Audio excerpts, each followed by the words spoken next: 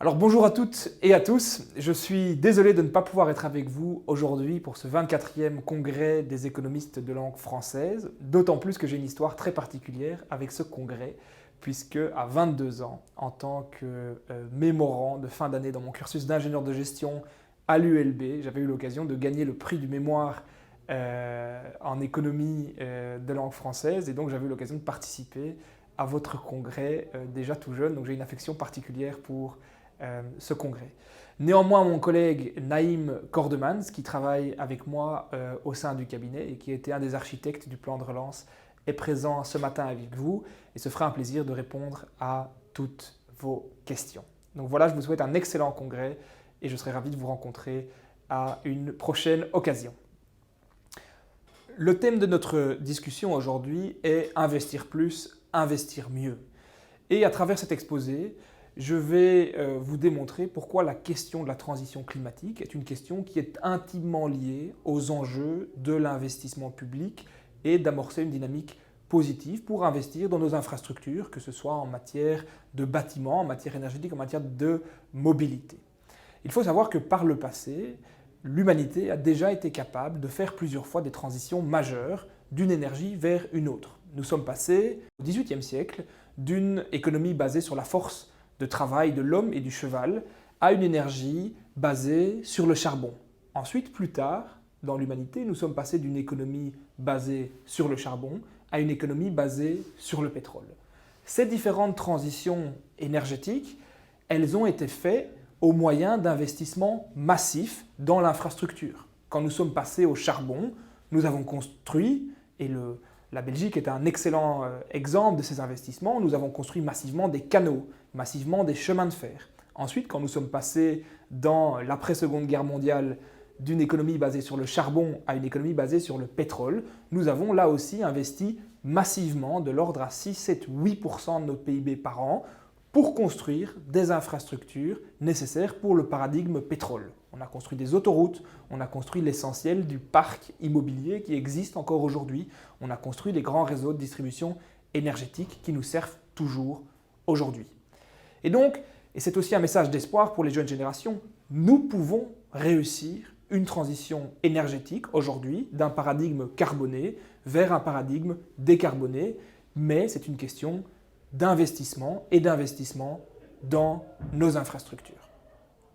Si on regarde sur ce premier slide le niveau des investissements publics en Belgique, que voit-on? On voit sur la première partie du slide que le niveau d'investissement public en Belgique, depuis plus de 20 ans, il est à la traîne par rapport à la moyenne européenne. La Belgique, c'est la courbe en rouge sur le slide, a une moyenne d'environ 2%, 2% et demi de son PIB qui est investi dans l'infrastructure publique. Il faut comparer cela à la moyenne européenne qui se situe entre 3% et 3% et demi. Ce qui veut dire que chaque année, nous avons un écart qui se creuse par rapport à la moyenne européenne. Et en tant que citoyen, on peut l'observer quand on voit la qualité de notre infrastructure routière, de notre infrastructure ferroviaire, de nos bâtiments publics par rapport à la qualité de l'infrastructure publique chez nos voisins. Sur l'autre partie du slide, vous voyez la vision en stock de capital public.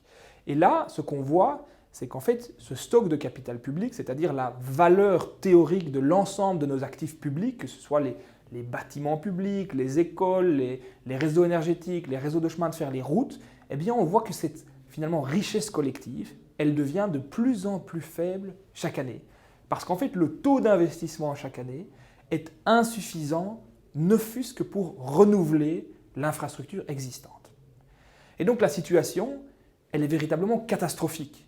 Parce que d'un côté, on sait qu'on doit réussir ce qui est un des plus grands défis auxquels l'humanité n'a jamais été confrontée, c'est la transition climatique, qui nécessite un investissement massif dans nos infrastructures, dans l'isolation des bâtiments, dans la construction des réseaux de mobilité de demain, dans l'infrastructure énergétique qui nous permettra de capturer du carbone, de transporter de l'hydrogène. Mais aujourd'hui, on est dans une situation où on investit tellement peu qu'on n'est même pas capable de renouveler l'infrastructure existante. Et donc, un des défis premiers de ce gouvernement est d'investir plus et d'investir mieux. Le gouvernement Vivaldi met des ambitions considérables dans son accord de gouvernement. Cette ambition, est d'aller à 4% d'investissement public, c'est-à-dire de dépasser la moyenne européenne à l'horizon 2030, avec un objectif intermédiaire à la fin de la législature, c'est-à-dire en fin 2024, de rattraper la moyenne européenne et d'arriver à 3,5%. Ce qui veut dire que sur l'ensemble de la législature, entre 2019, où le taux d'investissement public était de 2,6%, à la fin de la législature, il faut faire un bond de près de 1% d'augmentation de l'investissement public. Ceci représente, et c'est écrit en rouge sur le slide à l'écran, une augmentation de 13,1 milliards d'euros d'investissement pour l'ensemble de la législature. Et ce, pour tout niveau de pouvoir confondu, c'est-à-dire pour ce qu'on appelle l'entité 1, le niveau fédéral, et l'entité 2, ça veut dire le pouvoir des entités fédérées, que ce soit au niveau régional ou des communautés. Une première réponse en matière d'investissement public est apportée par ce que nous appelons dans notre horrible jargon technique le PRR, le fameux plan de relance et de résilience. Ce sont les plans qui sont financés par la Commission européenne sur base de moyens budgétaires propres pour permettre aux États membres d'investir, pour relancer leur économie dans une situation post-Covid. Parce que le Covid est sans nul doute une des pires crises sanitaires que nous ayons connues, une crise qui a eu des impacts économiques très importants sur certains secteurs, mais c'est aussi une crise pour laquelle la réponse des pouvoirs publics a été radicalement différente de celle qu'on avait connue lors d'autres crises. Et on s'est rendu compte que pour ce choc conjoncturel sur nos économies, il fallait une relance forte par des investissements publics, et c'est l'option qui a été retenue par la Commission européenne à travers ces fameux plans de relance et résilience. Pour ce plan de relance et de résilience, la Belgique a reçu 6 milliards d'euros de subsides à l'investissement. Nous avons mené un processus au pas de course qui a regroupé autour de la table l'ensemble des gouvernements au niveau régional, au niveau communautaire, au niveau fédéral, pour convenir de grands axes prioritaires d'investissement. Nous avons travaillé sur base de défis communs qui étaient partagés par les différents gouvernements en faisant le pari qu'un fédéralisme de coopération où les régions et le niveau fédéral travaillent ensemble autour d'objectifs communs était possible. Et il s'est révélé que notre pari était gagnant, puisque la Belgique, malgré qu'elle soit partie parmi les derniers pays, puisque nous avons seulement commencé en octobre 2020, a été sur le podium des 3 pays européens qui ont reçu le plus tôt une approbation de leur plan de relance et donc qui peuvent le plus tôt possible travailler sur sa mise en œuvre. Alors que retrouve-t-on dans ce fameux plan de relance et de résilience? On retrouve 85 projets d'investissement. Chacun des projets est représenté sur ce petit graphe par une petite bulle. Au plus la bulle est grande, au plus le projet est grand. Au plus la bulle est petite, au plus le projet est petit. Ces 85 projets sont répartis en 5 grandes catégories. Nous avons des projets sur la mobilité, nous avons des projets sur l'inclusion sociale, nous avons des projets sur la sustainability, c'est-à-dire le développement durable, des projets pour renforcer la productivité de l'économie belge. On sait que l'économie belge est une des plus productives au monde, mais malheureusement notre écart de productivité par rapport à nos voisins a tendance à diminuer. Donc c'est important de continuer à développer ce potentiel de productivité en Belgique. Et enfin des projets sur la transition digitale. Ce qu'on voit déjà quand on analyse les nuances de ton dans cette représentation graphique, c'est que nous avons une dominance des projets autour du développement durable et de la mobilité, qui sont vraiment des enjeux importants en Belgique et notamment importants par rapport à l'enjeu de la transition climatique.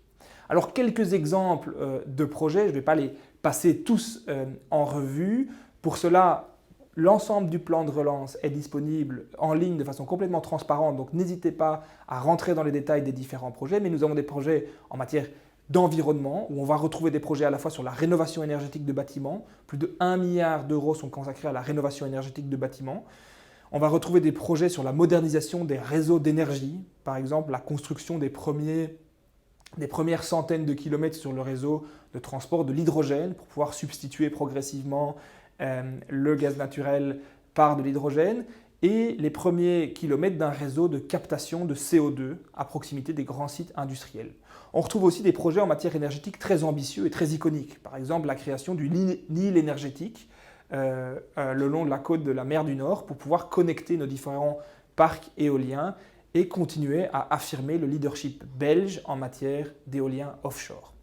En matière de digital, on va retrouver des grands projets d'infrastructure, de couverture des zones blanches, de déploiement de projets pilotes de la 5G, de déploiement massif de la fibre optique pour relier tous les ménages et toutes les entreprises en Belgique.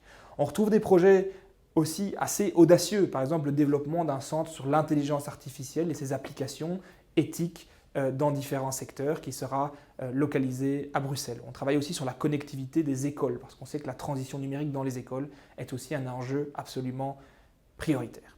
En matière de mobilité, on travaille à 3 niveaux. Le premier niveau, c'est investir dans la mobilité douce avec beaucoup de projets, notamment autour de l'infrastructure cyclable, autour des grandes villes. À Bruxelles, on a comme ça des corridors qui sont créés pour pénétrer dans Bruxelles de par le sud, de par le nord, de par l'est, à travers des véritables autoroutes cyclables. On retrouve aussi des investissements majeurs dans l'infrastructure ferroviaire, avec des projets qui ont une nature différente en fonction des régions.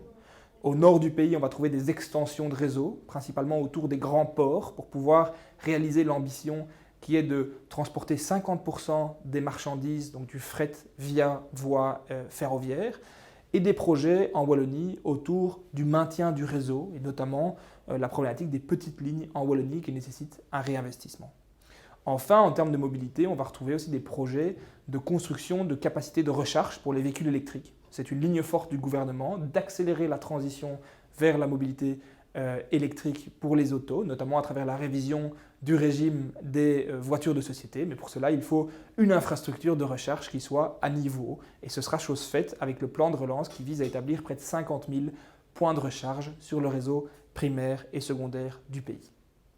En matière d'inclusion sociale, qui est aussi une priorité du plan, parce qu'en Belgique, dans un pays riche, il est absolument anormal qu'il y ait toujours plus d'une personne sur 6 qui soit exposée au risque de pauvreté, on a investi dans de l'infrastructure qui est nécessaire pour aider face à ces problématiques sociales.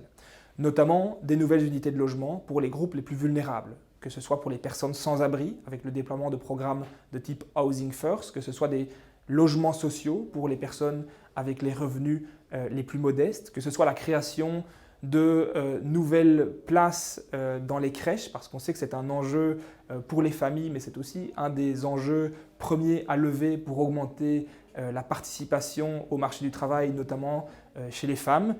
Et nous investissons aussi dans des nouveaux et dans la rénovation de bâtiments scolaires, notamment dans le sud du pays, où on sait que la qualité de l'infrastructure du scolaire est relativement basse. Le dernier axe, la productivité, où on va avoir essentiellement 2 types de projets. Des projets de recherche dans certaines niches d'excellence de la Belgique. Je pense par exemple à les applications dans la médecine nucléaire, où la Belgique a un véritable savoir-faire, et donc on va investir pour capitaliser sur ce savoir-faire, que ce soit en matière énergétique aussi, des grands projets de recherche.